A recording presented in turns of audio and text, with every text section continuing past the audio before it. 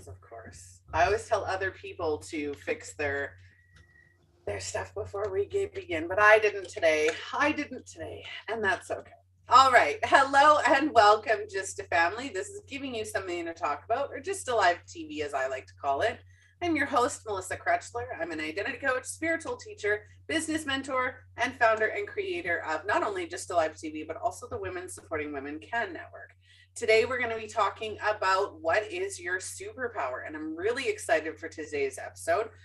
Our sponsor for today is Phoenix Identity, who helps you identify your superpowers through your identity and finding out what works for you and what doesn't work for you. Today, my guest co-host is Adelle King, and I will hand it over to her momentarily, but please go like, follow, and share the show. Sign up for our newsletter at justalivetv.com and connect. We're always looking for guest speakers, guest co-hosts, guest bloggers, and of course, featured topics. So Adelle, I'll hand it over for you to introduce yourself. Hi, thank you so much for having me. I'm so happy to be here with you. My name is Adelle King. I am a business coach working with female entrepreneurs to help them tap into their brilliance, their unique gift in the world, which is why I'm so excited about our topic for today of what is your superpower. So yeah, I'm excited to dive right in. Absolutely. And for anybody catching the live or watching the replay, you can connect with either myself or Adelle in the links in the description. Both of us are linked below, and yeah, you can connect and reach out that way, or you can comment live, whichever one. All right, Adelle, let's get started. So I was very excited for this episode as well, because I think that as individual beings, and again, you know, identity coach, so I always have to go with individuality. But as individuals, we have things that we're better at and things that maybe we're not so great at. And I think for you and I in particular, especially, is we found what we're good at. We found what we excel at, what we're really good at, and we focused on that. I don't think enough people, especially enough young people, and as you get older, there isn't so much of a focus on who are you, what are your strengths and weaknesses, what do you like, what are your thoughts on that? I have two different sides. Like, one is I have a background in education. And so from the school perspective, I feel like there's not enough acknowledgement and encouragement of young people to identify what their strengths are, to develop those strengths. I think that becomes relegated to home life and extracurriculars and independent exploration, rather than being something that's nurtured and fostered in schools, which is one of my challenges with the world of schools and why I pulled away from teaching. And then on the other side, I feel like in the world of business and dealing with adults, sometimes they don't know what their strengths are, and they're still functioning from that place. And I think sometimes it's the other side of things where people have so many different interests, like they're very multi-passionate, they have a lot of strengths and talents and abilities, and they don't necessarily know how to focus it, how to channel it. Like in entrepreneurship, it tends to be the niche conversation of well, what do? I want to do all of these things and I don't want to commit to one thing. And so I think it can go either side of that, right? It's first of all, identifying what are your superpowers? What are your gifts, your talents? What is your area of brilliance and genius? And then if it is many areas, how do you wrangle that in a way that's focused and productive, without having to give up the things that you love? Absolutely. So starting with kids, let's even just, like I said, start with kids here, is when we're in school, because you have that educational background, I would love to create a program for teens on how to identify who they are. Yeah. Right. And I've noticed a lot of workplaces in the last few years that are, instead of focusing on the specific skill set that they need, they're focusing on the skill set of their employees.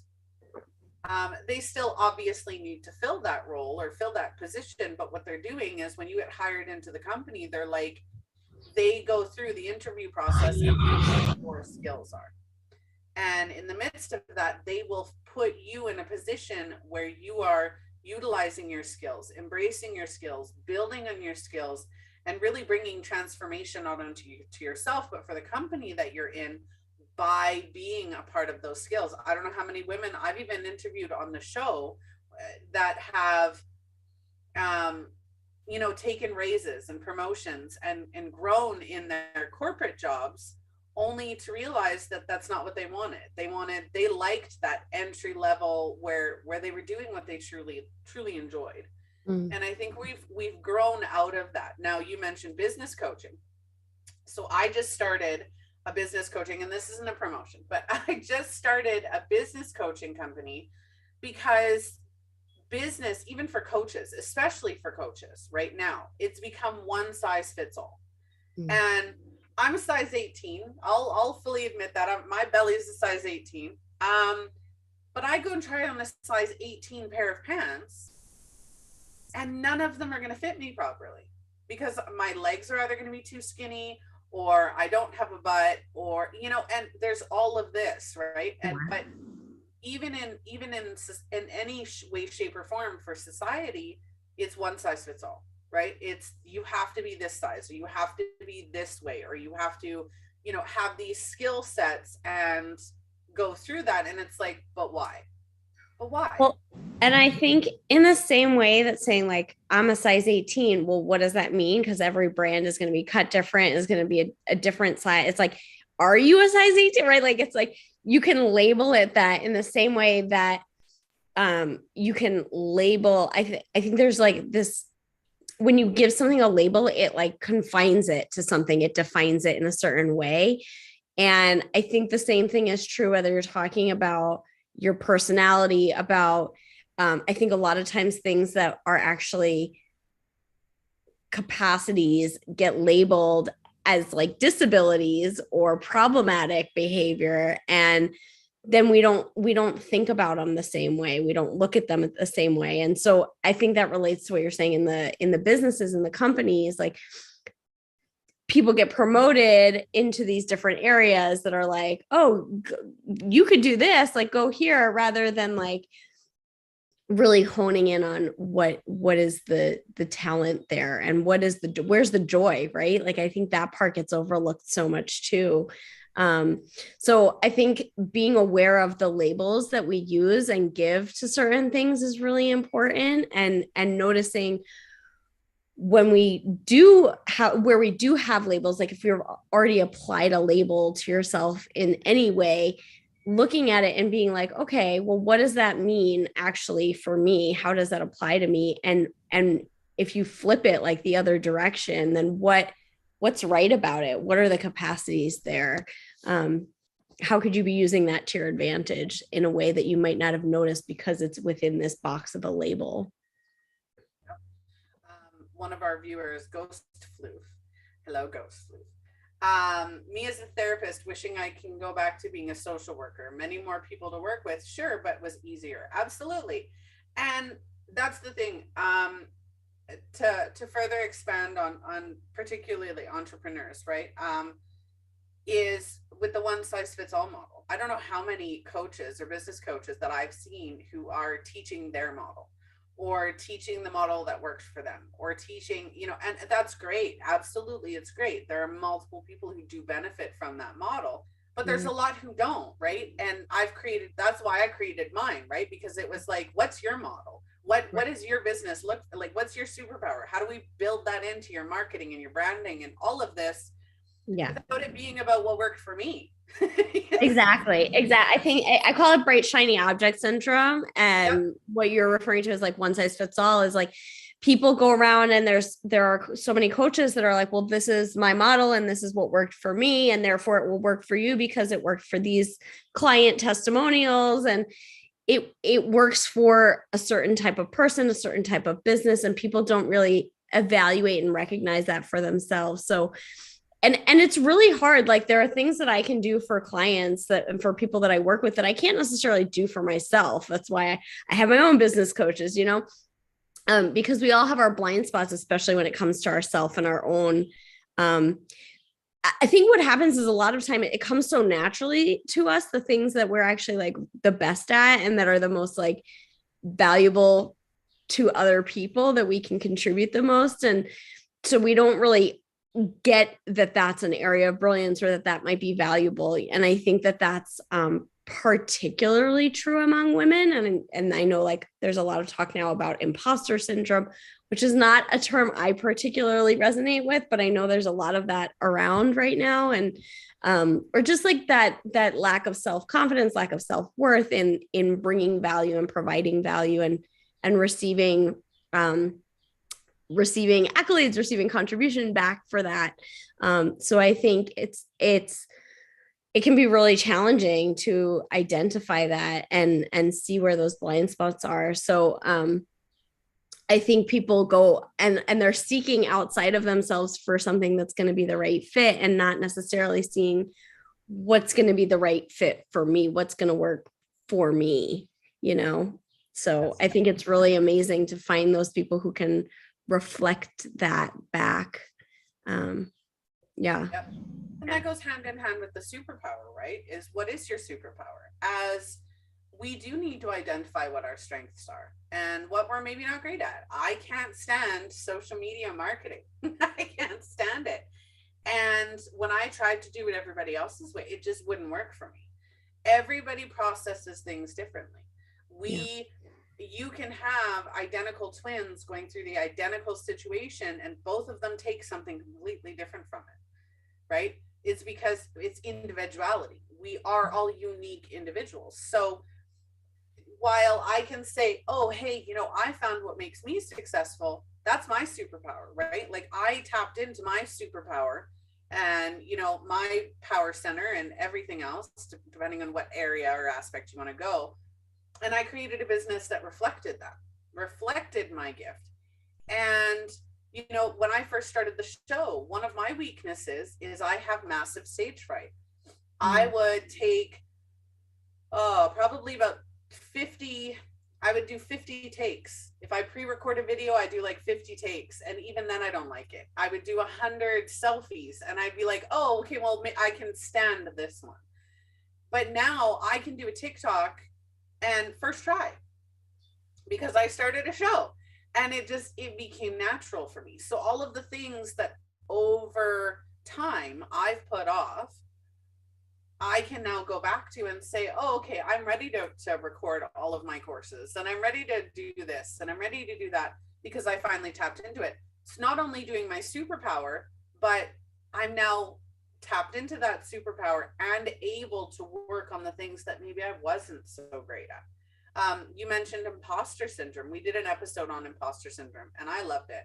But at the same time, I think the biggest thing, there's two variations of imposter syndrome. Number one is not feeling worthy, right? When we did the episode on imposter syndrome, it was your self-worth. That was the imposter syndrome, right? The limiting beliefs, the self-worth, all of that. But there's also another imposter syndrome, and that is trying to emulate or create yourself or your business or your marketing or whatever it is that you do, your life, on somebody else's model. Yeah. And that doesn't work. That is a recipe for disaster. Yeah. And I think that's where alignment, alignment is another cat buzzword these days, but I think that's kind of the antidote to that, right? It's like finding your own way, finding what's true for you. And I think what you said is really important, is like, it's not always the thing that seems so obvious. Like in my marketing, I've struggled with that myself, where I'm like, oh, I'm on Facebook, therefore I should do Facebook marketing. But it's really hard for me. It ends up like really becoming distracting and taking over my whole day. And I'm like, this can't possibly be productive for my business. So because I'm not getting anything else done. Whereas like connecting with people and having conversations and speaking, because I really care about what I do and the world that can create. You kind of like just started to touch on it, but it's like when people get to show up in their brilliance and what they love to do, like I used to say this all the time, like just imagine what the world would be like if people just all loved what they did and shared their brilliance, like how different that would be rather than that like drudgery 9 to 5. And I think that's one of the gifts of COVID is that people are really reevaluating, like, how do I want to spend my life? What do I want to be doing? Where do I want to be? It's not just about the money or getting ahead. It's like really that quality of life question. Like, what am I doing with my time? So that's my own like idealistic view of the world. But I just think it's so important and it makes such a difference. And so I think that conversation of finding what that is, I think sometimes it can be really scary for people, or it feels like it like too challenging to like take that time out and figure out what that is. But when you think about like what that can create, not just for yourself and your life, but like in the world as a whole, it's something that like, I'm just like, oh my gosh, you know? I find when you tap, I love everything that you just said. We do have a comment. You're probably overestimating what's going against you and underestimating what's within you. Brianna Weist said that. And Ghost Floof was doing or sharing that quote. That's absolutely true, right? You talked about, the quality of life, and some people are happy doing the 9 to 5 grind, because the 9 to 5 grind, you leave work at home or you leave work at work. I love that. I worked for Canada Post, and I would go to work, do my job, and then I'd come home. There was no in between. It was just literally work and home. As an entrepreneur, I don't get that. We don't get that. It's home. But trying to fit into that mold, a lot of business coaches nowadays will talk about, being a 7-figure earner, a 6-figure earner. And when you start to create your own, you're starting to create your own business, you're questioning that's the drive, right? We all want to make tons of money, but if you actually sit back and ask yourself and go, do I really need that? Is that really what I'm striving for? That might not be the answer.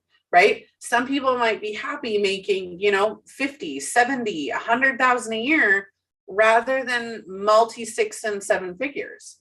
Yeah. That's not the right thing for everybody as well. I think that's so key. And one of my favorite games is this game where you play, it's called like, you can have that. And it's like 2 people going back and forth. And one is just going through all the things that they desire in their life. And the other person just goes, you can have that. And I love that, because I do believe we live in an abundant world. You can if you can conceive of it, if you can think of it, it's there for you. And it's super important to note, right? Like, not everybody wants the same things. And that's part of why it's abundant, because if we all wanted exactly the same thing, that would make it a lot more challenging for it to deliver. And even then, I believe the world is abundant. We could all have it. But that's part of the beauty, is we don't all want the same thing. It's not one size fits all. And so one of my like taglines is, whatever you desire, whatever that looks like for you, you can have that. And it's so beautiful that people want different things. I have one friend who wanted a pickup truck and a farm when she grew up. Another one who wants to have a large plot of land where she can have her family all there, like a huge compound. And I'm like, that's beautiful. Like, family is super important to her. I just think it's, I want a castle. Like, everybody wants something different. And that's so great. You sent me the link to the castles, didn't you? Probably. Somebody sent me a link to castles, because I want I have multi-million dreams, and that's like my house, right? It doesn't even have to be over $1 million. I want a house that's big enough I have 4 children, and I want to have like my own house within the house. Like, yeah, if I have my room and my office, but both of my sons in the basement, where they have like, it's their own apartment, but down there, right? They don't have to move out. They got their own apartment. They just stay there. and then my older two, right? And I love the thought of that. That's what I want, right? I want to be the next Oprah Winfrey. I want to change the world, but I'm doing stuff have that, and I can have it, and I'm building towards it, which is great. But at the same time, that's not maybe my husband's dream. He's like, I don't want a big house, and I'm like, why not? I'll hire somebody to clean it. We'll be good, right? But at the same time, so it's working through that as well. We have my superpower is conversation. That is one of my I have multiple, which is, you were talking about multi-passionate entrepreneurs. I have 6 businesses. And the reason that I have 6 businesses is because I am psychotically multi-passionate and, well, not psychotically, I'm insanely multi-passionate and I love what I do. But the basis for everything that I'm doing comes down to my superpower, and that is helping others.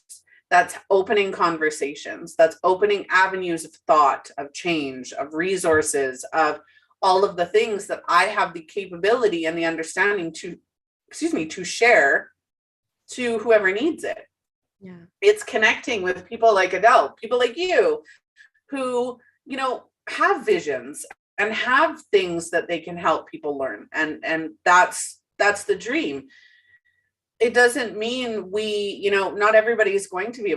I started the show and I'm booked until October now. And I have people going, oh, I'm starting a talk show. And I'm just like, great for you. But number 1, good luck. Number 2, are you sure this is what you want? It's a lot of work, but I don't find it work. Right. When you tap into that superpower, it's not work. You're feeding your soul, you're feeding your mindset, you're feeding your body, and you're feeding every aspect of yourself with doing that work, because it's your superpower.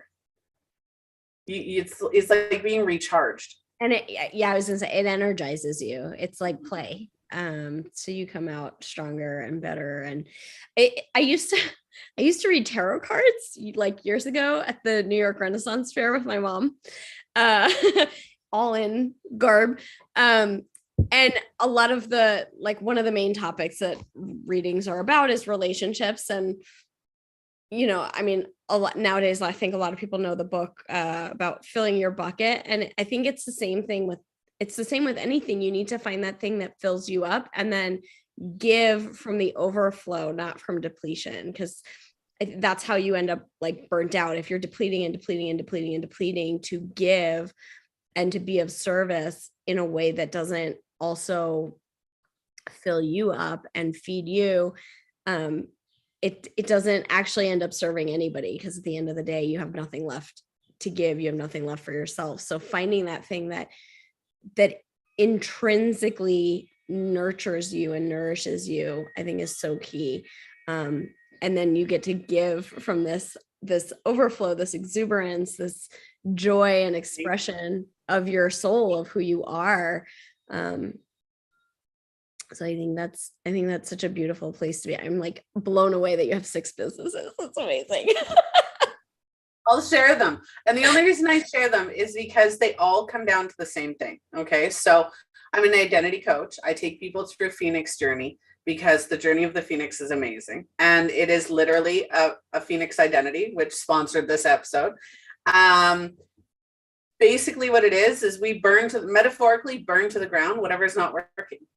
And whether that's your life, your relationship, your business, anything. I work with, individuals, couples, families, groups in that sphere. And it's just burning down to the ground what doesn't work, claiming the fact that you are your individual self and recreating. Yeah. Right. And the second one, I'm a spiritual teacher. I deal with newbies who are just awakening to their spiritual gifts and abilities, because I am a psychic, intuitive, medium, and empath. So yeah, when you said tarot cards, I'm like, hi. But again, it's people who are new into it and maybe aren't feeling that confident and aren't feeling it, right? Everything comes down to that superpower. I'm like you, I help people find their superpowers, whether that's through business, spiritually, individually, through identity, whatever that looks like, because even the show. So the show is one of my businesses. I have Women Supporting Women Can, and it's, again, just connecting people to what they need in that moment, whether that's a ray of hope, whether that is, sunlight in the dark, whether that is, understanding that it's okay not to be okay. Right? Everything comes down to me wanting to help people. And that's what I do. And that's, six businesses. It's quite interesting. They all do different things though. So and that's why I created the sixth business, which is the business coaching, because I found a way for them all to work. Instead of having to niche down and say, oh, I'm only focusing on one of my passions, I can focus on all of them. And I found a way for me to make them all work at the same time, which is shocking. And I don't think anybody else is doing that. So, hi. I think that it's interesting as you're talking, I'm like listening and I'm thinking about a taxi ride that I took, an Uber ride in San Francisco a while, like years ago. And I was having a conversation with the driver and he's like, oh, well, what do you do? And I was like, oh, I'm working on writing some books and I teach workshops and I teach preschool. Like, he was like, oh my God, how do you do all these things? And I was like, oh, I don't really think anything of it. And then as you were talking, I'm like, yes, I'm focused on my business, on business coaching, but I also am like helping my mom publish a book and doing the back end of her business. And so as you're talking, I'm like, okay, I do a lot. I just don't consider them like a full-fledged business, but I do a lot of different things that could be businesses. And I think that's the thing, right? Like, again, this idea of like how it has to look, how it has to show up, like that it has to be a certain way in order for us to like give it this label or not give it this label, or, how we define things or how we think about them and how we think about ourselves, right? How we present that to other people is so interesting, right? Yeah, it's something I have to confess, like I'm notoriously hard on myself. I know there's, I'm not alone in that. But yeah, I definitely downplay a lot of stuff, which has been kind of my inner healing journey, is to really own, right? Like even once you identify your gifts, like then really owning them and going back to that idea of seeing the value in it. And being willing to then share those gifts in a way that is productive, I think is really important too. Because that's a whole other journey. We know from being spiritual, when, we do want praise. I remember, and one of my memories popped up, and that was, I think I was between the ages of 8 and 12. And I went to my mother's friend was babysitting me, and I went there and I'm like, I'm hungry and I'm thirsty. And I asked for something to eat and drink. And I remember getting in trouble and being told that when I went to other people's houses, I wasn't allowed to ask to eat anything or drink anything. And I'm like, why not?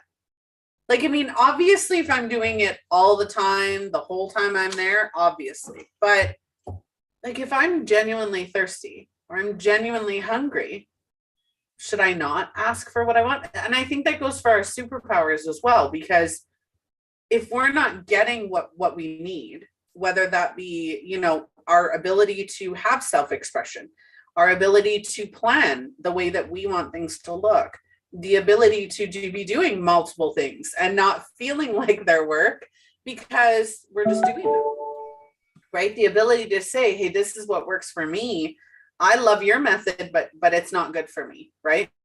And there's so many instances as we age, especially when we're kids, that we're told not to embrace, being like the downplay, right? We're told don't brag, don't boast, don't, be overly confident. As women, we're taught, oh, don't, there's a TikTok floating around where don't be intelligent around men or something like that. And I'm just like, oh my goodness, here we go again. But why not? right? If we're not doing it with the intention of boasting or the intention of putting anybody else down or making anybody feel the wrong way, why can't we? I think even if you are, I think that's something like I think there's a lot of things in this reality that are the opposite of how they should be. And it's like, I don't know, like, why not be proud of yourself? Why not shout it from the rooftops? Like, if you're not willing to do it, how is anybody else going to? And that's the thing is, like, if you are not, if you like, when you have a judgment of yourself, even if you are getting praise from other people, you're not going to hear it. It's not going to like land. So I think it's like so important to build ourselves up, to build each other up, to have that pride in ourselves and our abilities, and to be able to share it. And I'm not saying like, yeah, there's like bragging, right? Where it's like, you're just doing, where there's a way of bragging where you're doing it to like belittle other people, like to one up on other people. I have and you don't have. Right. So that, to me, that's not what I'm talking about. But I think being proud, taking pride in yourself, in your work, in how you show up in the world, in who you are, right? Like, I think that that's super important, and everybody should have that. And that comes from acknowledging ourselves, from receiving that acknowledgement from others. I'm with you. Why is that wrong? I don't have it. I don't like. Exactly, right? We did an episode yesterday. So yesterday's episode was how to be young and successful. And the young man that I interviewed, 19, oldest of 11 children, has his own business, graduated college, has his own business, and just bought his first house. That's amazing. At 19. And I'm like, why are you not screaming this from the rooftop? Yeah. Like, I was so excited to do the episode because I wanted to brag for him. I wanted to show, like, I'm not even his mother, and I'm super proud of him because he learned who he was. He learned what worked for him, and he did it. He made it happen. He still has massive amounts of goals, which are great, but he's working towards them using his own superpower. And so we have a comment from Ghost Sleuth. Honestly, I believe people are losing the ability to differentiate someone stating who they are and having pride versus boasting against others. That's what these vids nowadays prove. Absolutely. And it's the intention. It's literally the only difference is the intention behind it. Well, and the thing is, if you're bragging in that way, that is to put other people down, that's not actual pride. There's like actually an insecurity underneath that, because somebody who is actually good with themselves does not need to put anybody else down. That's like, you would never need to do that. If you were actually feeling good about yourself, you're going to want to raise other people up with you. So that's a really good indicator. If somebody's trying to tear somebody down, that's not actually pride. Like, that's something else altogether. Yeah. I completely agree.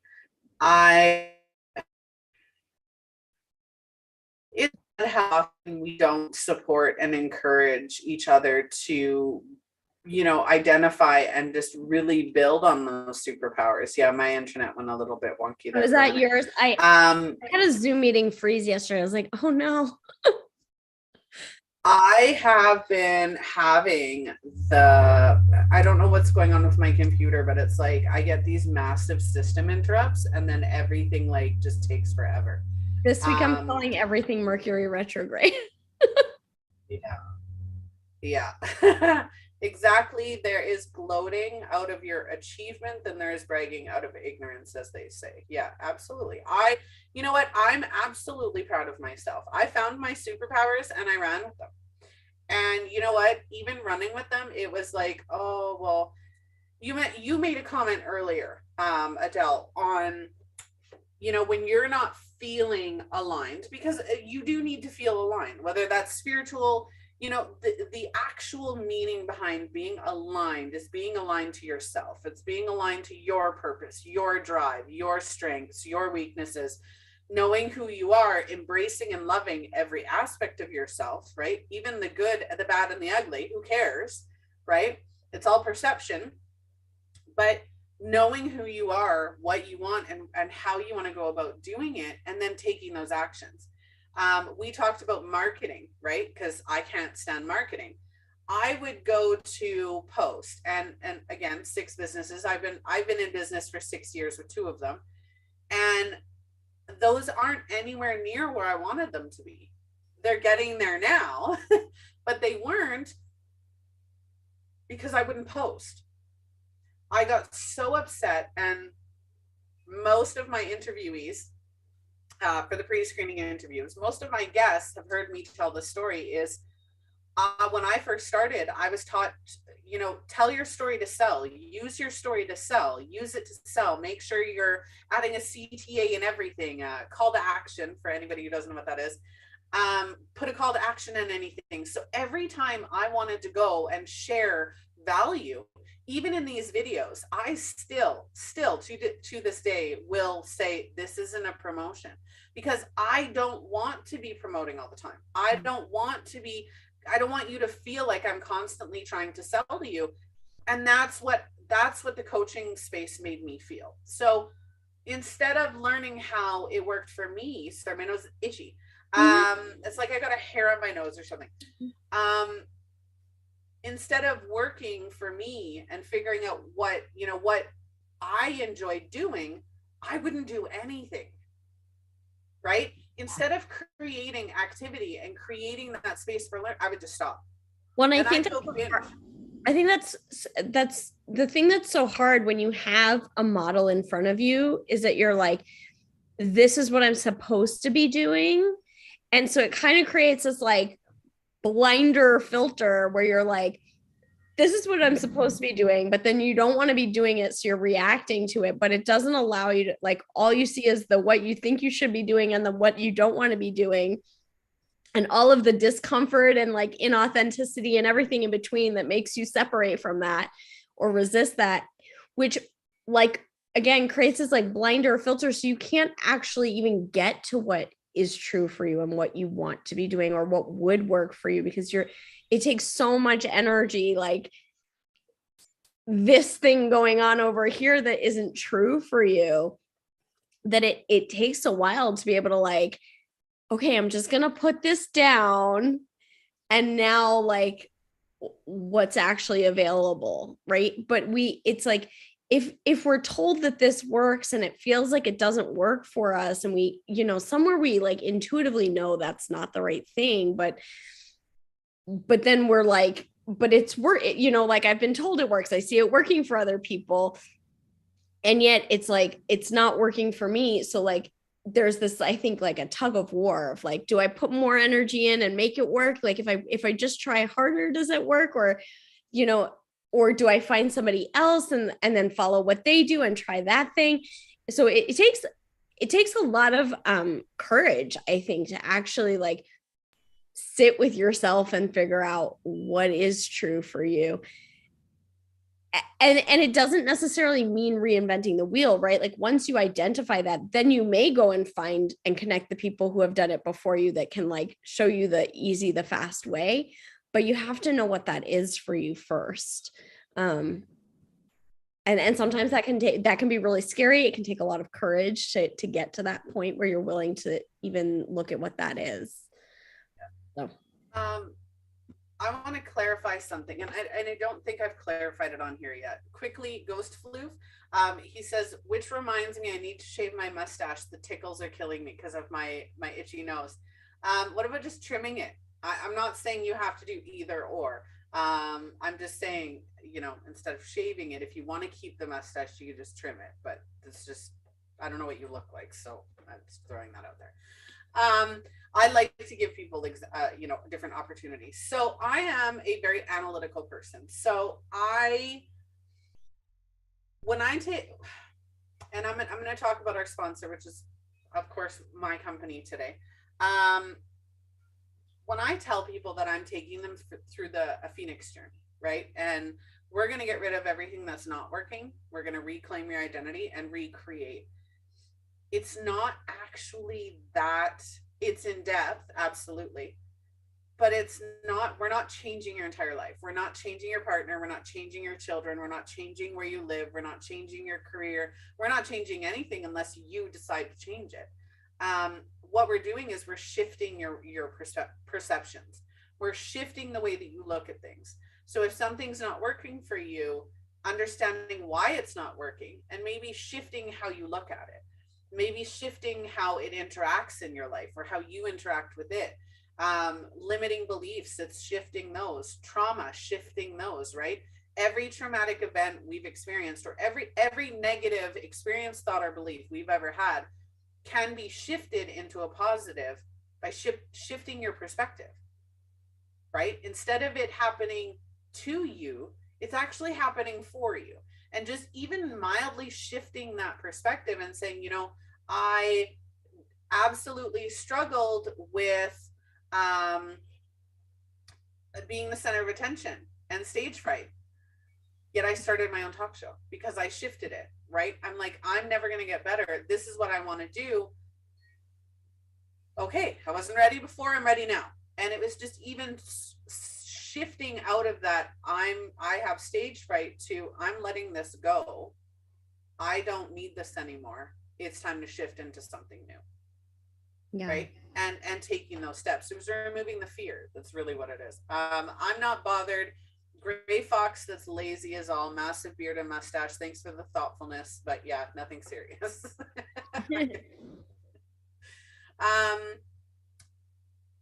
Yeah, your superpower, and so many people have a different superpower. You know, look at, and I'm going to say this, look at Robin Williams.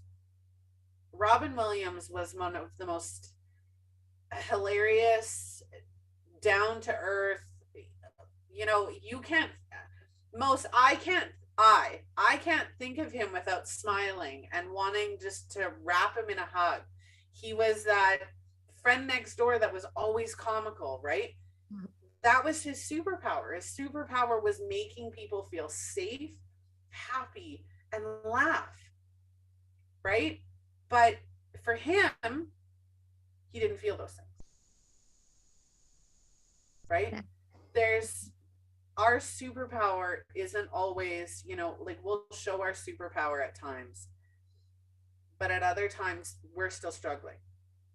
So I want to caution everybody, just because you find your superpower and you're living into that superpower, it is still very easy to get caught up in your own mind and not be happy, right? You may still not be happy. Well, and I think a lot of times our superpower, like the thing that we can help other people with, we may actually struggle with ourselves. And I think that that's really typical, like in the case of Robin Williams, where he can make everybody else around him happy and yet he wasn't feeling it, right? I think that is often so common. And a lot of times you see it where people are teaching what they've already come through, right? And I think sometimes that's not the case. Sometimes people are still struggling with it, but they can help other people with that same thing that they're struggling with. Well, and that can be very like perplexing when you're in it. But it doesn't make it any less valuable that you can help other people with that, even if you're not there, you know? When I first started coaching, I was going through stuff with my then 13-year-old son. He was going through, a very hard time as an individual, as you know, within his own identity. At that same time, Chris Cornell and Chester Benningfield had committed suicide, and two of the most powerful musicians. You heard it. You can't listen to one of their songs without hearing the emotional power behind them, right? And again, their songs helped a lot of people out of massive depression and out of everything, but they were still struggling. And you're right, that is right. Our superpowers sometimes, not for all, but sometimes we are stuck. And I find a lot of professionals, a lot of high profile individuals, coaches, musicians, actresses, people in the media, in politics, are hiding behind this mask. And we're going to be getting into that one next Thursday, a week from today, the executive mask episode. But a lot of times that can happen is you tap into your superpower, but again, you're not happy. And I love that you agreed with that. Not that I needed that, but I love that you agreed to that, because has to be one of the most damaging things is, as coaches, as entrepreneurs, as individuals, even if you work a 9 to 5, doesn't matter. Everybody has the ability to tap into their superpower and help others. I caution you all, and I really beg you all to work on yourself first.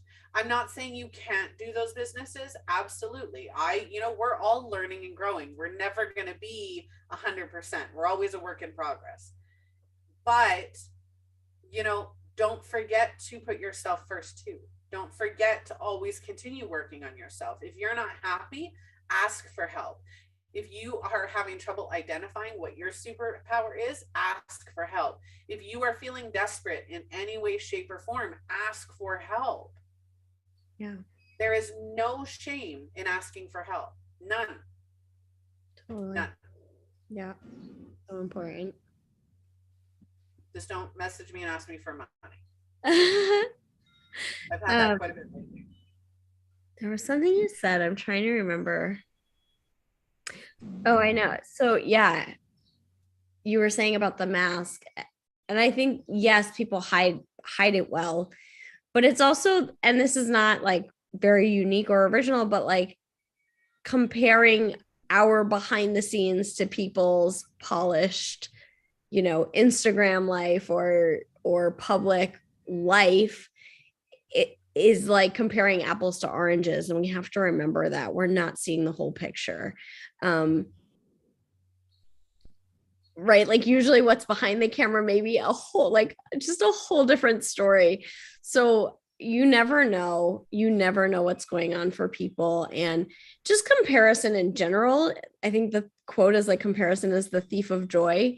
And it's so true. Like focusing on what you can do today in this moment to move you forward. Once you know like what your target is, what that dream is for you, like just looking at what can I do today, right now, what is the highest and best use of my time in this moment, and then following those steps and keeping your eyes on that, not even the outcome, right? Like, yes, be aware of, are those steps taking you in the direction that you want to go, right? Like don't walk down the wrong path, but just in every moment, it's like in the moment, in the present, that you have power to create your life and to change the trajectory of your life. So if things haven't been going in the way that you want them to, look at like, what can I do now to change that trajectory? And if you are in that trajectory of moving towards what you want, great. Like, what else can I do? What else can I do? What can I do right now in this moment to move me forward to what I want? Because that's where we have power. And that's really the only place that we can, like worrying. There's a Lao Tzu quote that's, if you're depressed, you're in the past. And I'm not going to say it correctly, but the concept is, if you're depressed, you're in the past. If you're anxious or worrying, you're in the future. And when you're in the present, that's where you're at peace. So noticing, if you're feeling depressed, is there somewhere that you're lingering in the past or regrets that you actually can't do much about because it's in the past? Or are you worrying about things in the future that may never actually occur or show up the way that you're worrying that they will? And in either case, looking at, okay, if there's something in the past that I don't feel good about, how can I handle that in the present? Is it making amends? Is it making different choices? Whatever it is that is going on right now, how can you handle how it's showing up in the present from whatever occurred in the past? And maybe it's learning how to let it go and put it behind you.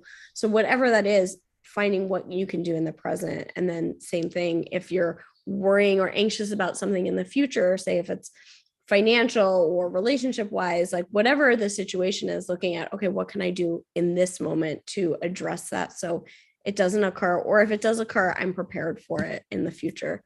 I feel like I just went on some weird tangent. I don't know who that was for, but that's for me. Life lessons. I totally love it. And that's, you know what? I absolutely love that quote. I haven't heard it, and I absolutely love it because it's part of what I do.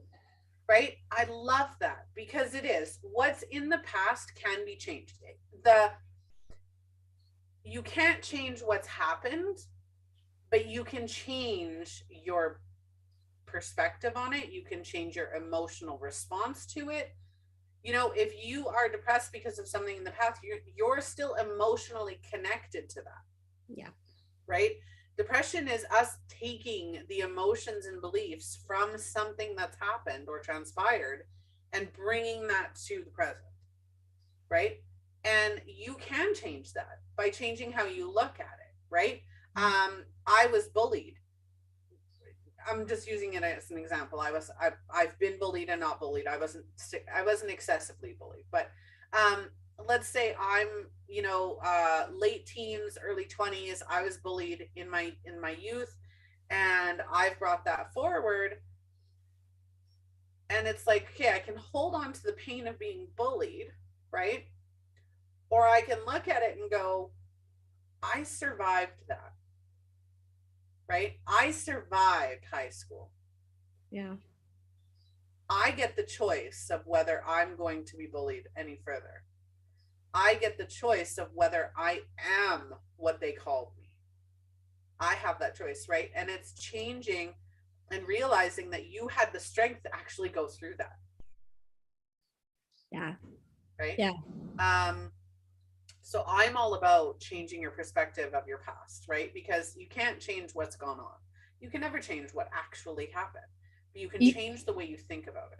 You can change the way you think about it. And I think there's a powerful work that I've started doing for myself and with clients that comes from Christian Michelson called the Peace Process.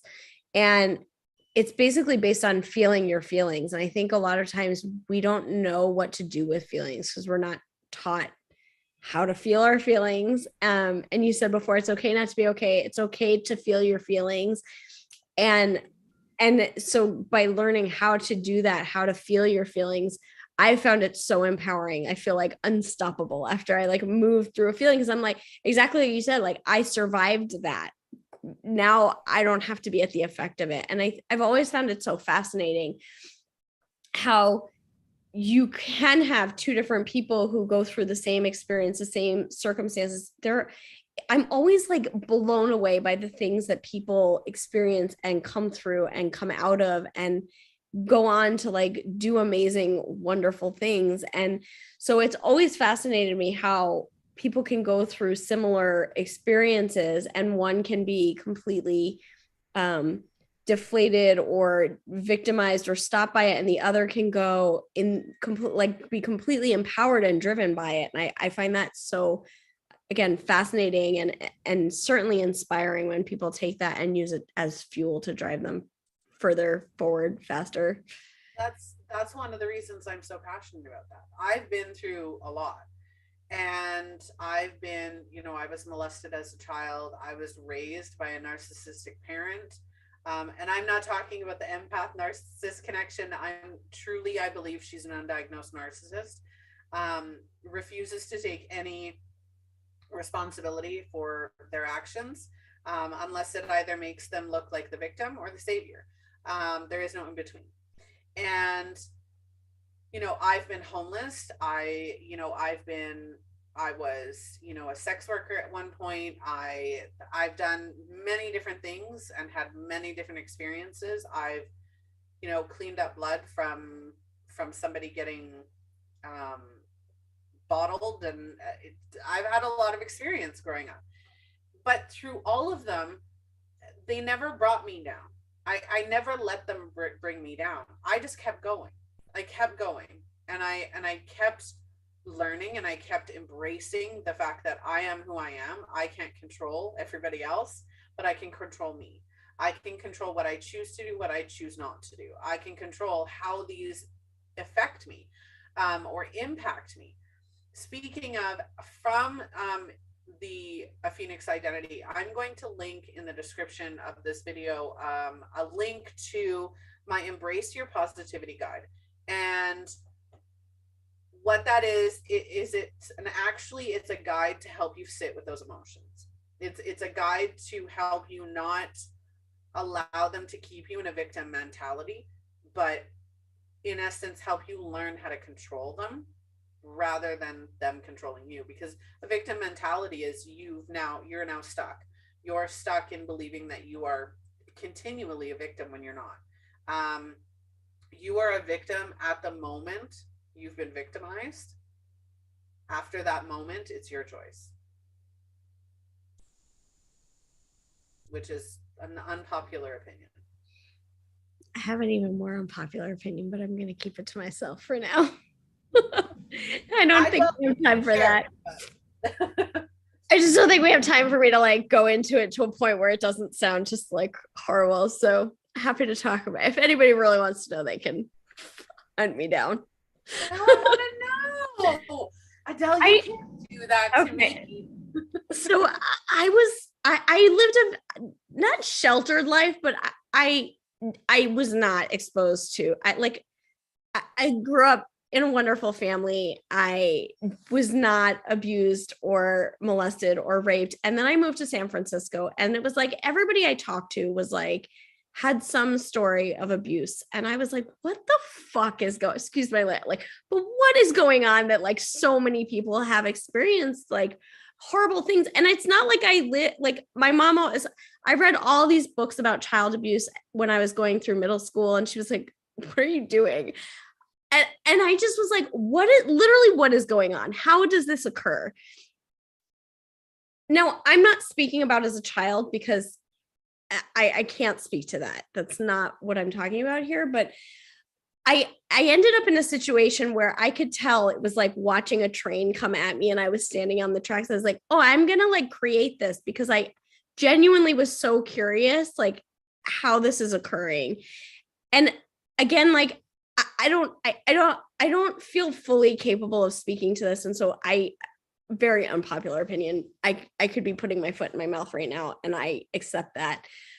But I ended up like dating in a way that was bringing me down a really bad path, to the point at which I ultimately like tapped out for 2 years. I was like, I'm going to end up in a ditch. But I ended up on a date, and at the end of that date was like, that was not consensual sex. Like I asked this guy to leave. I ended up basically being like, if we just go through with it, like, will you leave then? Like, I couldn't get this guy out of my apartment. But in looking back on it, I'm so lucky. And I definitely am so grateful to be a very, very lucky person. But I could also see so many micro choices that I made where I had to like ignore my awareness in order to get to that situation where this guy was in my apartment on top of me, not taking no for an answer. And so that's kind of my perspective, is like how, like the choices, the micro choices, and the cutting off of our awareness to put ourselves in a situation. I believe we are infinite beings with infinite awareness and infinite choice.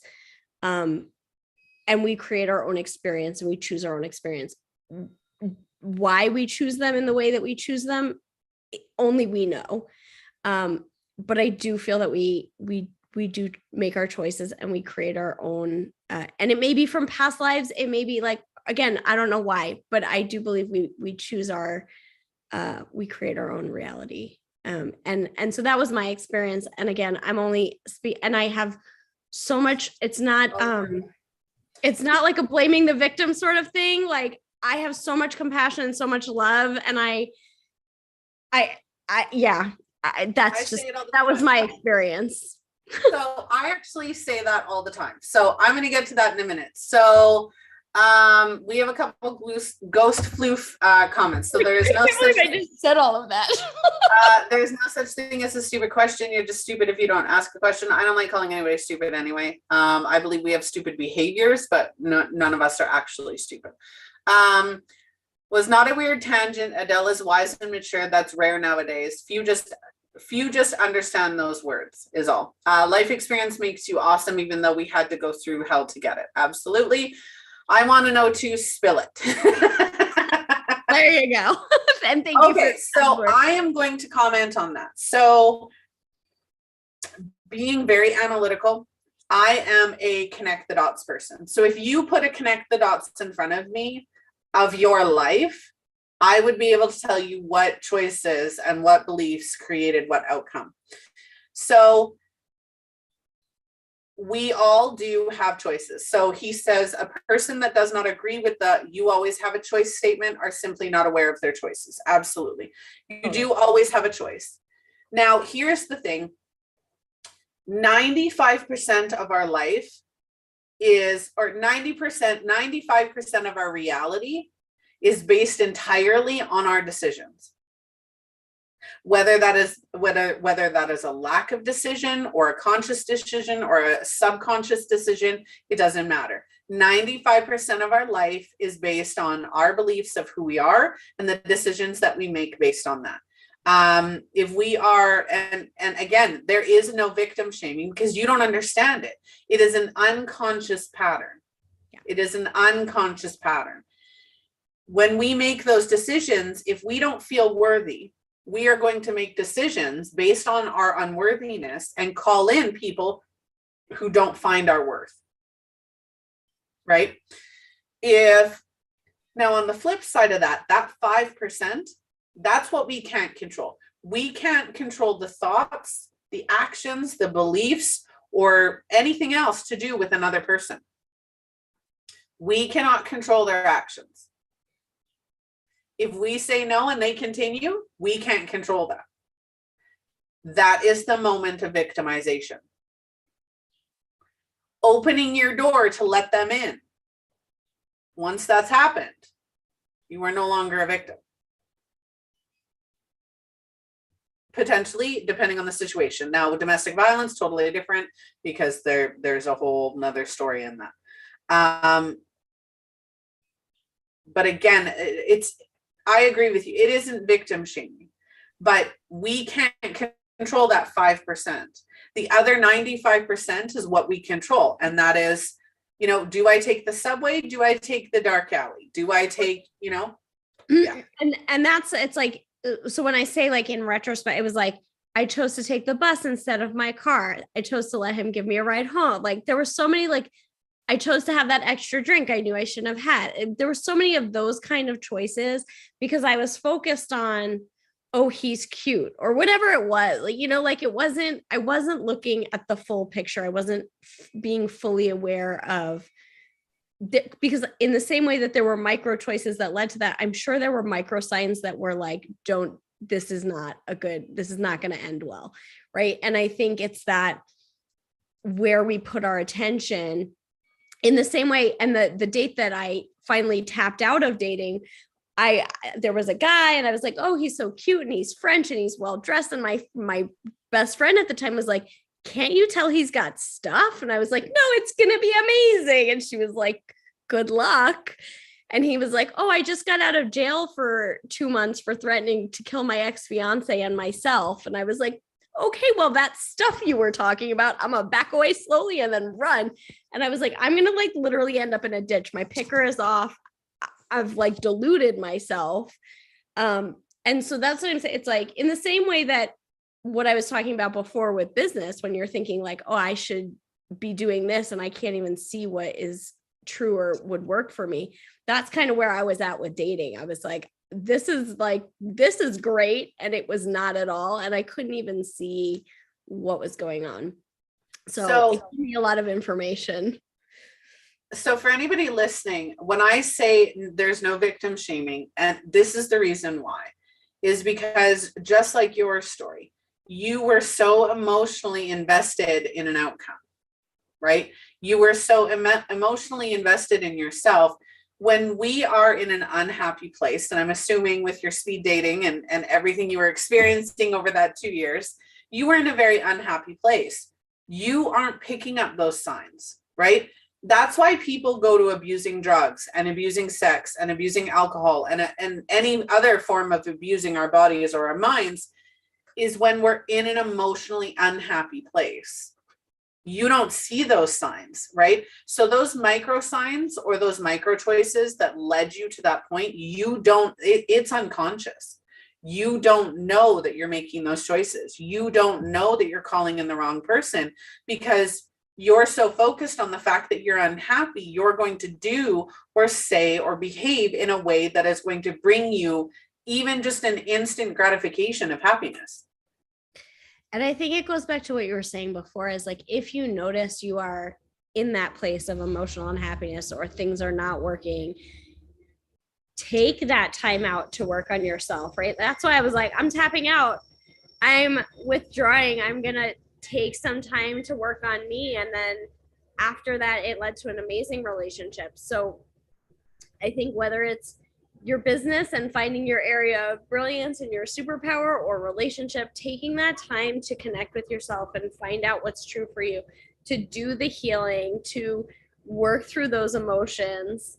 I think that's super important to take that time and to do that work. My apologies for the interruption. My cat. So not this one. I don't know if you can see this one, but the black cat that's over there is my kitten. And he has decided to take my bath mat and pull it under my door and then just meow at it. Because he's totally, that's the kitten of the family. He's totally weird. Ghost floof. Truly sorry to hear Adelle had to go through that. Her awareness aside, there's far more expected of the term man today. I will always be ashamed of my own gender when it comes to that word. Thank you. He is a cute kitty too. He's a pain in my ass though. Those experiences made you stronger and more aware of what it is that you were creating in your reality, right? And a lot of the times when we're going through those moments and those traumatic experiences, it's a wake-up call, right? Those are, hey, I'm not happy, I need to do something about it. Or, hey, this isn't where I should be going, I need to do something about it. And that's when you would, again, come to somebody like me who says, okay, let's find out what the actual problem is. Because there's something in there that's causing, I keep hiccuping, but that causes, I swear the more I talk, the more I hiccup. That causes that initial reaction, right? So what is it? Could it be a word, a thought, a belief, an experience, something that you're holding on to unconsciously, again, or subconsciously, that is now seriously impacting your decisions. Well, and I want to say something about this. I love quotes. There's a quote that says, if a plant isn't growing in a certain place, you don't blame the plant, like you move it. And this is from teaching, like, is an important concept. Like, a lot of times we see a kid struggling and we don't think about, like, it's the environment, it's environmental. For me, I never had problems dating when I lived in New York. I haven't had problems dating since I left San Francisco. So I do think sometimes it's important to really look at your environment too. Like, as much as, yes, we should work on ourselves and internal, that 5% when you're in an environment that's not conducive can be much larger than 5%, right? Like it exacerbates it. So being aware of that is really important too, because in this case, I was like, this is just not the place for me in this regard. So I had that myself. Yeah. I actually had that experience myself with the location. We lived on a beautiful acreage in northern Alberta, and it was gorgeous, absolutely gorgeous. You saw skyline everywhere and wildlife, and it was beautiful, and it was wonderful to be there. But we had trauma after trauma after trauma after trauma after just emotional, physical, mental, energetic trauma at that location. And when we finally turned around and I said, listen, like, I feel like a butterfly trapped in a gilded cage. Like I love it and I hate it. I can't be here anymore. And we chose to move back to where we were born and raised. And the difference was, don't get me wrong, I started my business in that period. I recreated and re-tapped into my identity at that phase. And I wouldn't be where I am today if I hadn't have experienced those. So while it was traumatic and overwhelming, it still created where I am today. But environment is huge. The environment, the people that we were surrounding ourselves with, there was wonderful people, but the lifestyle wasn't the same, right? The focal points weren't the same. The ease and ability weren't there. Every great tragedy forms the fertile soil in which a great recovery can take root and blossom, but only if you plant the seeds. Absolutely. Look at wildfires. A seed cannot grow in stone. It requires fertile soil and water. Compassion is the soil where life grows. Absolutely. I love those. Some beautiful quotes. All right. Anything else you'd like to add before we get going? Much in the same way as when I first spoke. I feel like we could just talk forever, but no, I'm good. I'm good. This has been so lovely. I'm really, really grateful to have this time and this space with you. Absolutely. We'll have to do it again because I thoroughly enjoyed this. Oh, and you need to resend me the castle link because I think I looked at it for like a week and then yeah. Ghost Floof says, in the market for a castle. Ghost Floof says, "Aw, can't we talk for 5 more hours? This is fun." No. I mean, we probably could, but we won't. Yeah, we're not going to. Well, I'll be back tomorrow though. If you love me, I'll be back tomorrow. And we will definitely have Adelle back on for another episode. All right. Well, just a family, this has been giving you something to talk about with today's episode. What is your superpower? If you would like to find out what your superpower is, or if you would like to connect to either myself or Adelle, please do so through the links in the description. Please like and follow us on our social media accounts. You can find Just Alive TV on just about every social media and podcasting platform.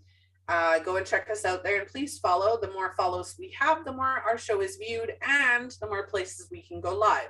We do need to build up our LinkedIn and TikTok. So if anybody is on LinkedIn and TikTok, please go follow Just Alive TV or me, Melissa Krechler, either one, but preferably Just Alive TV. Join our newsletter at justlivetv.com. And today's episode has been sponsored by A Phoenix Identity, who loves to take you on a Phoenix journey just to make you happy. That's the point of it all, right? Is to we just want to be happy. Yeah.